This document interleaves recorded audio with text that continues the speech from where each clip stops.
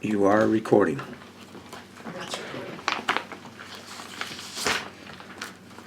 All right, we are ready to start. We're at the home of Arlene and David Holmes in Albuquerque. Today is Friday, April 12th, 2013. I'm Melissa Howard. I'm here with Michael Boucher and Carolyn Warren, and we are going to be talking to David, who I think probably has put more footprints on the Sandia Mountains than just about anybody else. And what we're going to do is talk about some of the things that originally interested you in the mountains, and then what really became your greatest, I think, interest. So can we start by asking you what is your earliest memory of the mountain? When we came out west from Pennsylvania, we came out by way of Pikes Peak in Colorado and Zion Park and the Grand Canyon and swung around back into Albuquerque.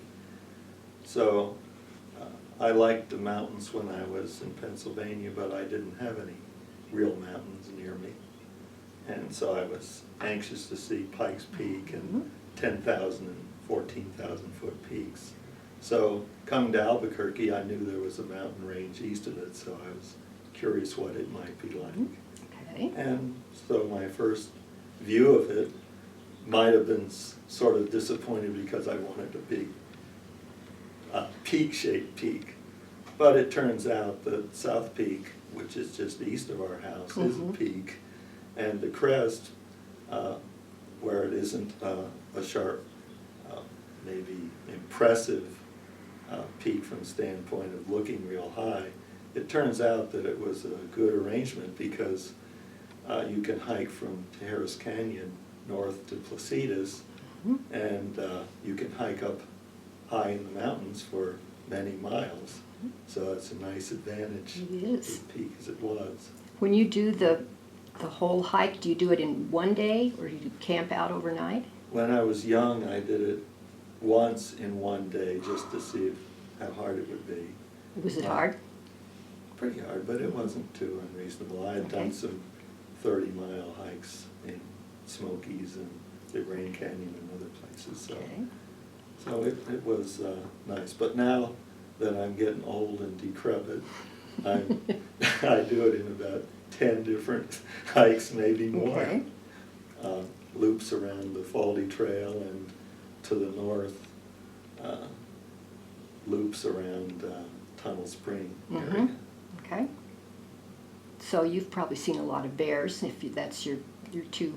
Well, I would guess I've seen maybe 30 bear Sandias. Yeah. Turns out that for quite a few years I didn't see any bears.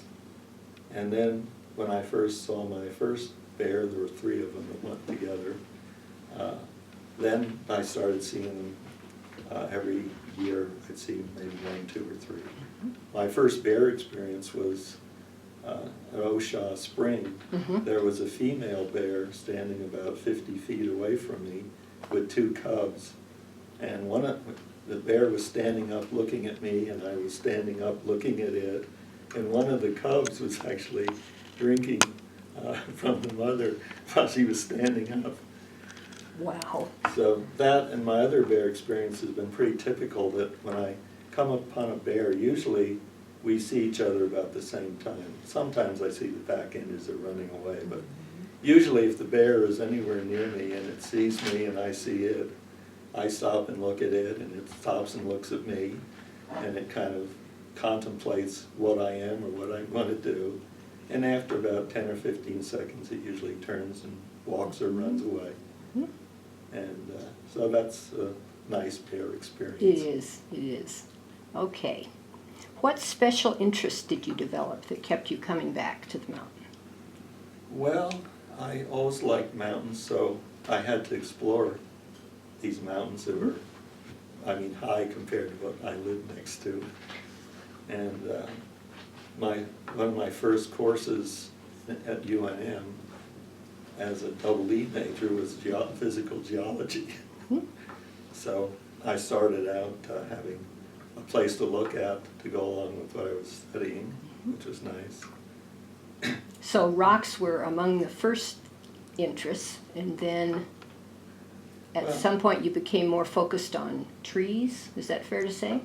Well, vegetation is nice to study because it doesn't run around away from you when you see it. Where birds and animals don't hang around too long. Yeah. Yeah. So I've always liked vegetation. I grew up in the country between a chicken farm and a dairy farm.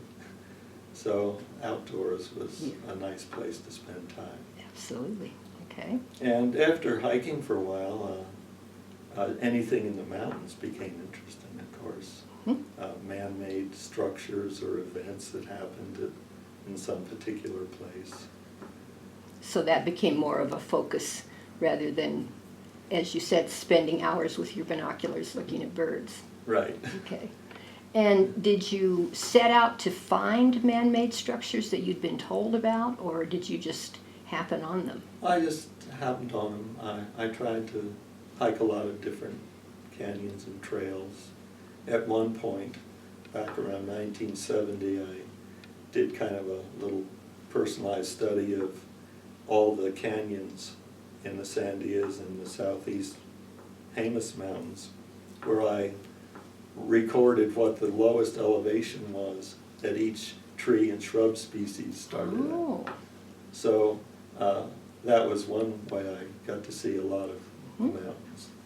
And that was before it was so hard to hike because there weren't so many private things in the way of canyon bottoms like now. And so are those records going to be available somewhere? They're not very interesting. They were interesting to me. Okay. They're not interesting because when I got up to a certain elevation in the forest, that's where most of the tree species just started appearing. There's only a few that, like the Engelmann spruce and the alpine fir, and some others that occur only high on the mountains. That's true. So I still have the data that I took, but it's not as interesting as I thought it would be. Okay. What was interesting was actually exploring all the canyons Doing it. from one end to the other. And at some point you began compiling a history of the mountain, which you're going to make available to this project. Well, it's just it's not a complete history. It's No, just but- things that I happen to have read about, heard about, or observed. And there were many things in there that I did not know. It was really, I think you've got some gems in there. For example, the navigation towers. Do you know what they were used for? Was it just a signal, a light signal? It was for airplanes so that they wouldn't run into the mountain. Okay, so there were no electronics or anything? Oh, no. Okay. It was just gas cylinder, acetylene cylinders, copper tubing run through a manifold to a light flame in a little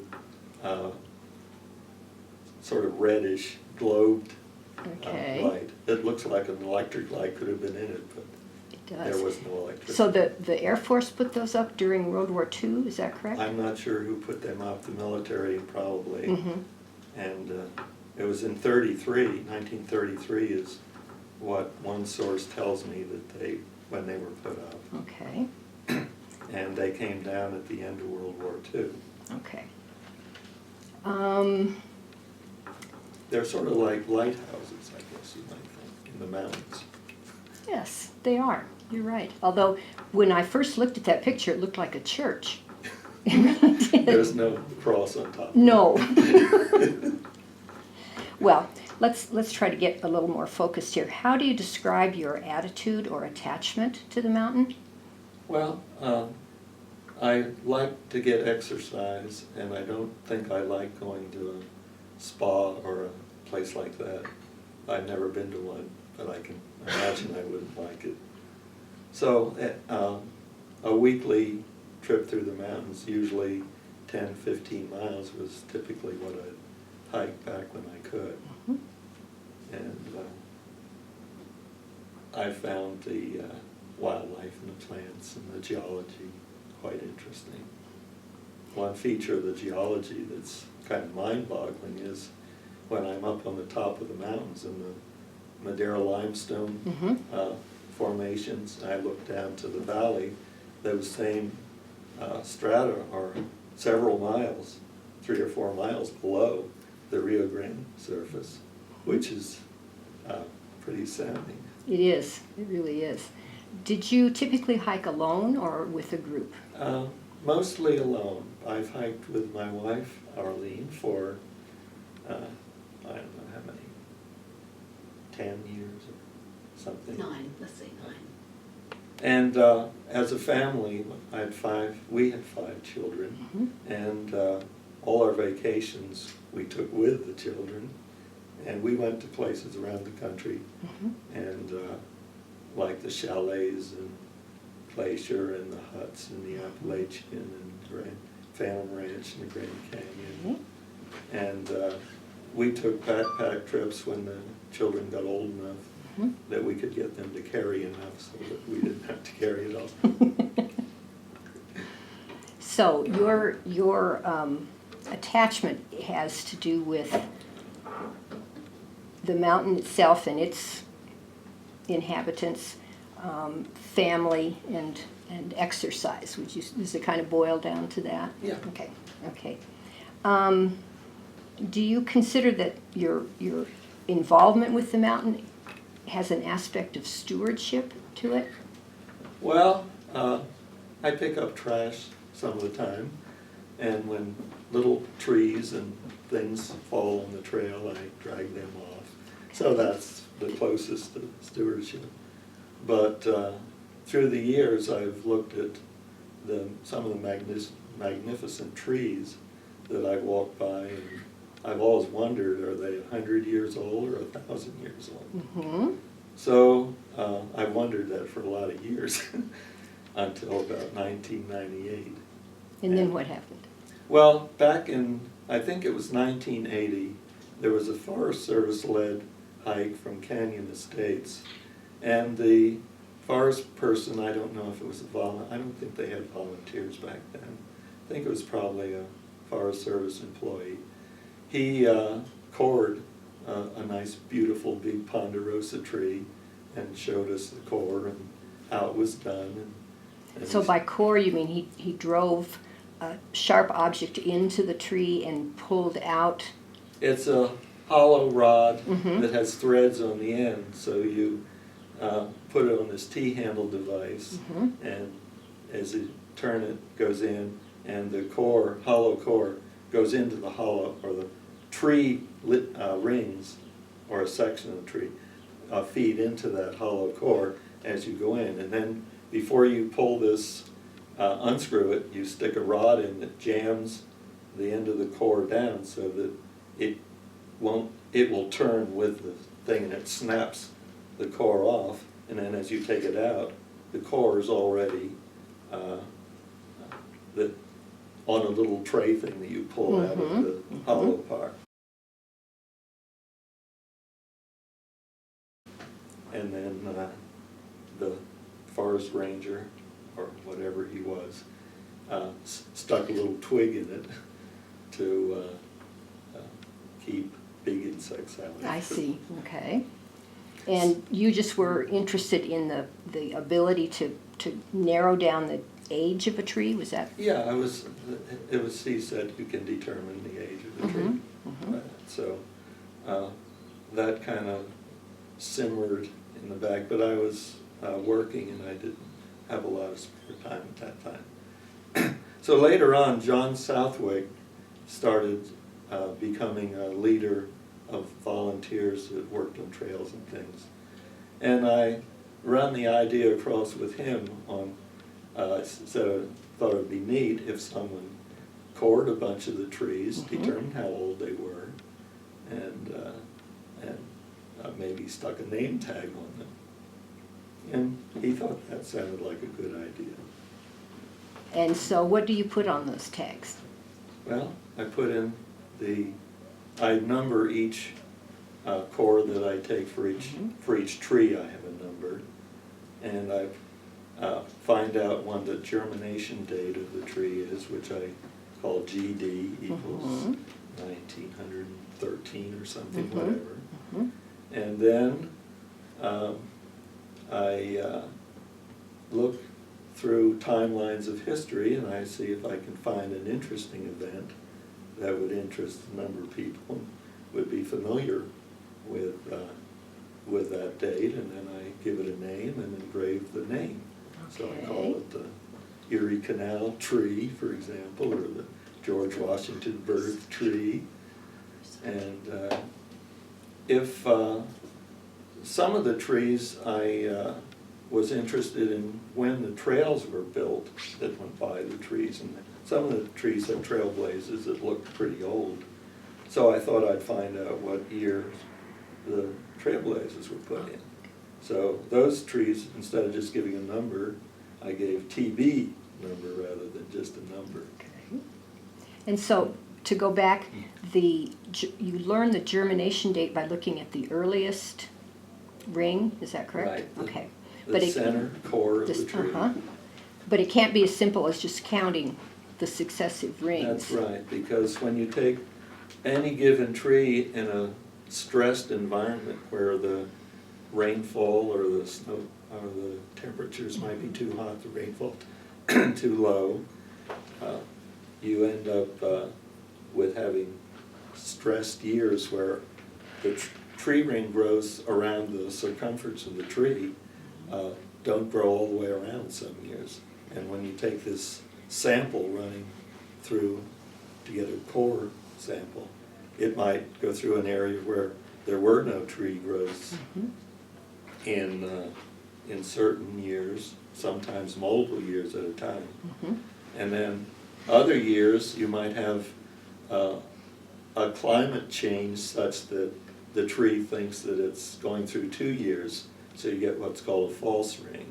Oh. So you have to take those into account. And the only way to do that is to find out a chronology of what a typical tree would do over a long period each year. And then when you do that, you match up the core, your new core that you're trying to work with, the ups and downs of, you have to correlate it to this chronology.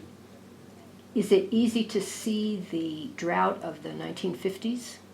No, it's easy to see individual years that were very dry, but in normalizing the data for the core thicknesses or the ring thickness for each year, it's difficult to it's difficult to take the dimensions on a basis where you can tell what the tree did over a long period of time. So what I did is I took running averages over 50 years, where that average would shift every year, and that means that the long-term droughts are filtered out. I can only see the high frequency being maybe a 50-year time interval.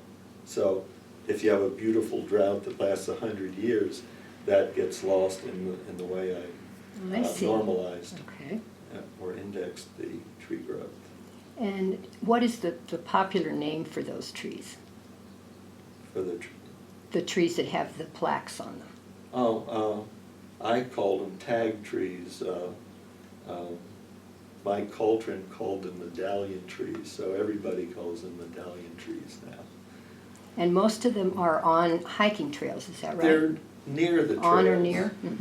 When I thought about doing this, after I talked to John Southwick, I bought some books and got some information from the Dendrochronology Association in Arizona, and learned some of the techniques they use.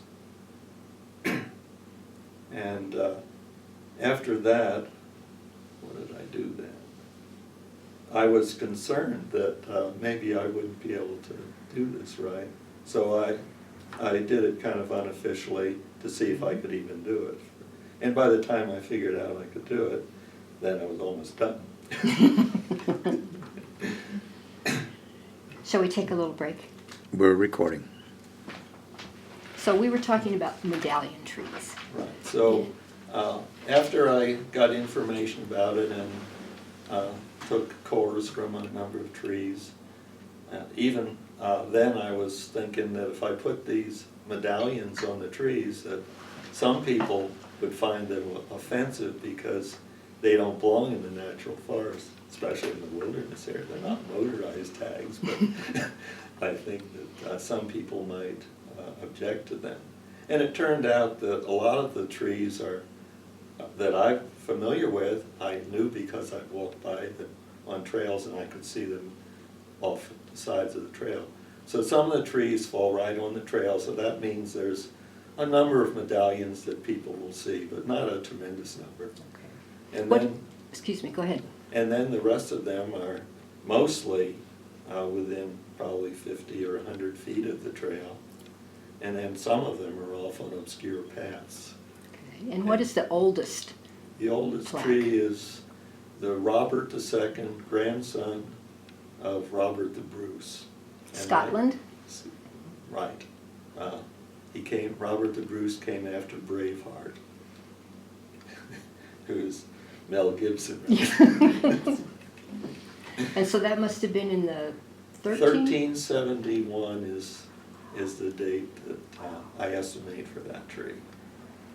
And that's the date that the Pueblo at Tijeras apparently was abandoned. Right for about the that first time. Yeah. So at that time, this little tree was either getting ready to be germinated or it was a little tree. What else about the medallion trees? Are we done with that? Should we move on, or? Let me think.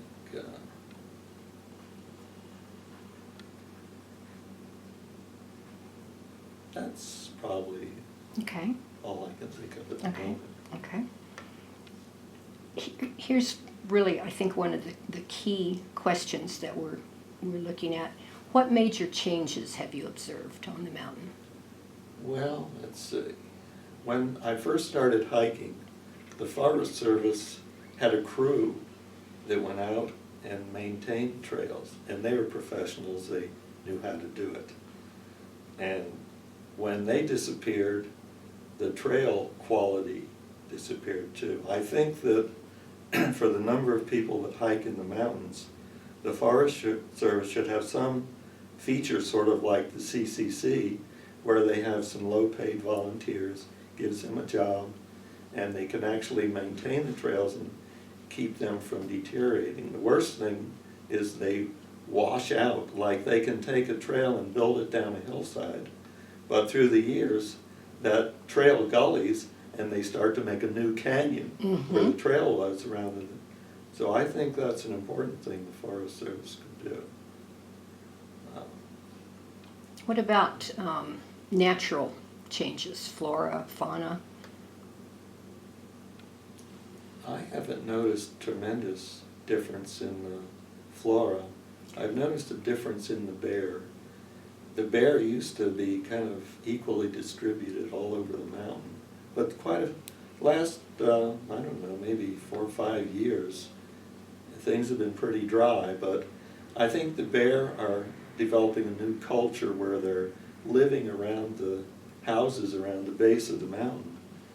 And I'm not seeing many sign up in the mountains of that bear. I don't see many tracks. I see some, and I haven't seen a bear for several years.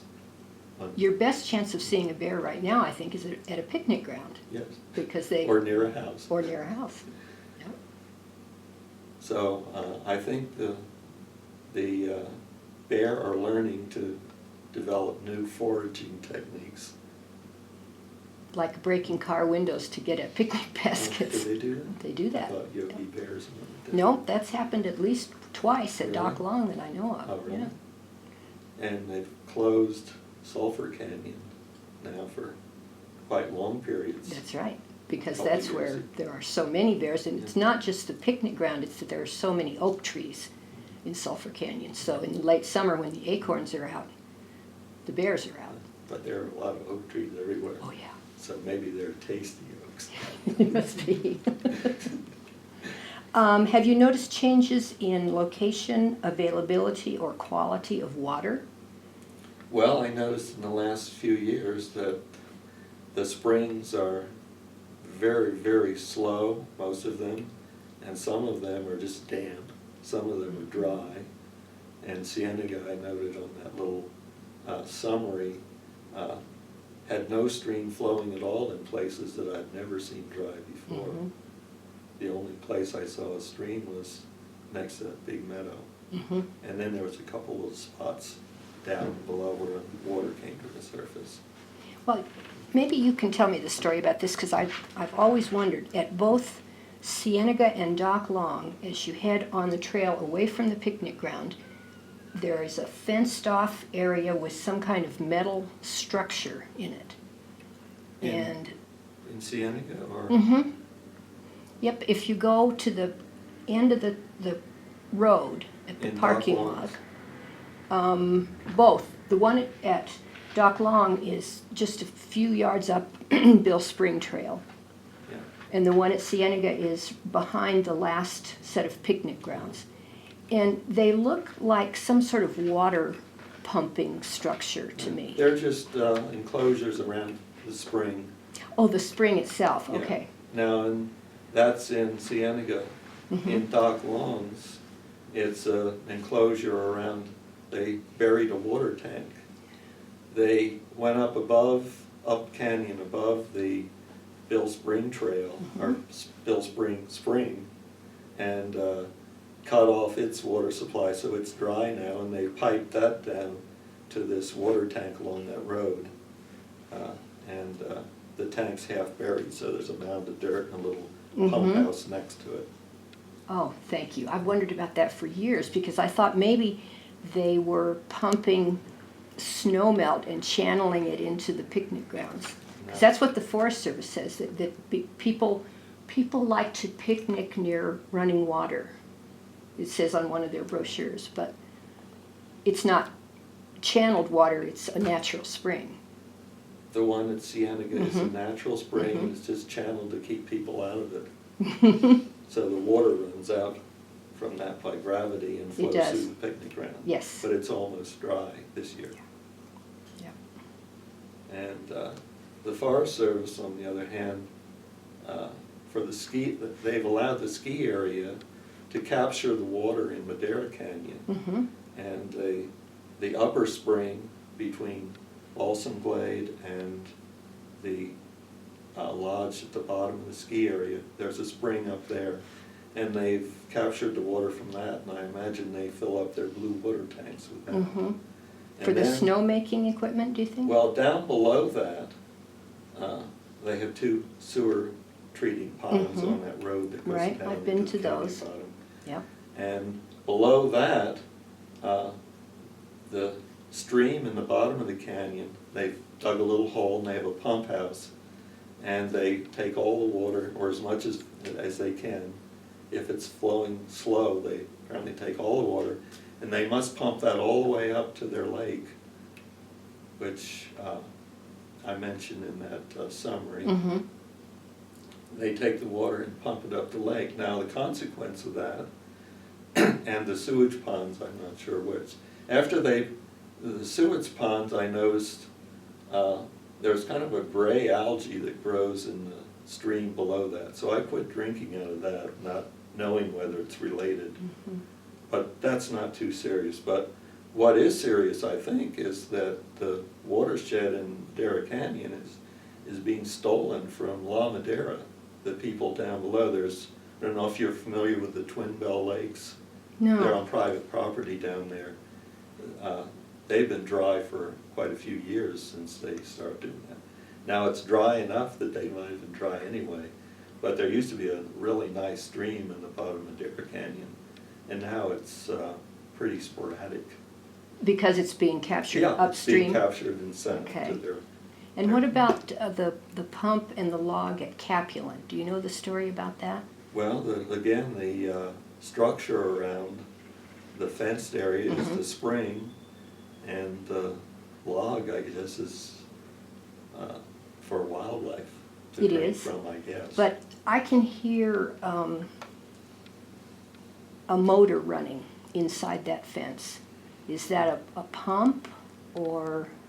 I wasn't aware that they They might have used that water for the picnic ground, because there is a cement enclosure like Mhm. there is in Cienega. Exactly, yeah. And at Mud Spring, they've got a little cement enclosure also. So that would have been a Forest Service project? Yes. Is there a little-known fact about the mountain that you would like to share? I can't think of it. There's probably a lot of little-known facts, but I can't Well, I think think of the anything that medallion jumps at trees, me. medallion trees count as a little-known fact. Yeah, but that's already been discussed. We're doing that, yes. What do you think is the future of the mountain? Well, I'm hoping that the Forest Service won't have enough money to do too much to it, and that it will stay pretty much like it is. I think a lot of people would agree with you about that. And I think that it's nice there's a road going to the top. It'd be nice if there weren't other roads, like they were planning to put a tram on both South Peak and the Mhm. crest at one time. And fortunately, they just did one, which was good because that's where a lot of people go anyway. That's It's good their- for the skiers.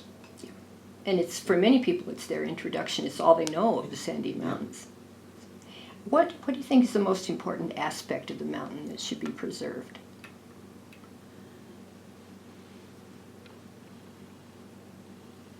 Well, one thing, that I think is important is I think the Forest Service should get a little more guts and not put out every stinking little fire that starts, because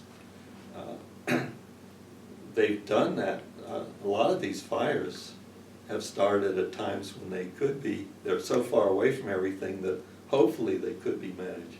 I know what happened in Los Alamos means that you don't always know if it can be, but I think they might prevent some future disastrous fires if they were to try to leave some of the natural fires burn. And that was an announcement out of Washington Just two or this 3 last months year, ago that they were going to Yeah. try that this year. Partly because they have learned that they don't have the resources to fight every single fire. See, that's the case where if the Forest Service had a little less money, maybe we'd be better off. So is there anything we didn't ask that you would like to tell us? I can't think of anything at the moment. Well, this has been a wonderful interview. Thank you so much.